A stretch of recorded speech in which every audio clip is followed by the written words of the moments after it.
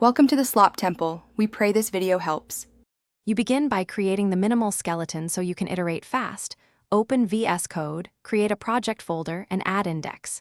HTML, styles, CSS, and script, JS. Once done, install Live Server and open index. HTML with it so you see changes immediately.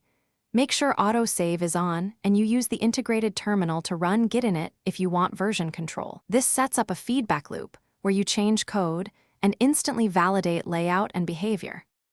You now flesh out the page, add semantic HTML elements like header, main, and footer, and include meaningful classes and ID so JavaScript can target elements. Then link your styles.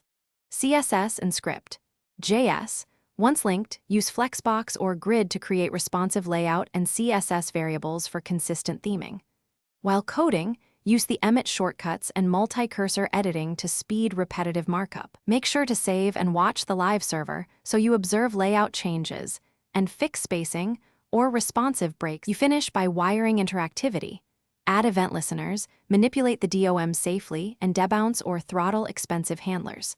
Once functional, test in several browsers and device widths, check the console for errors, and run Lighthouse for basic performance and accessibility fixes.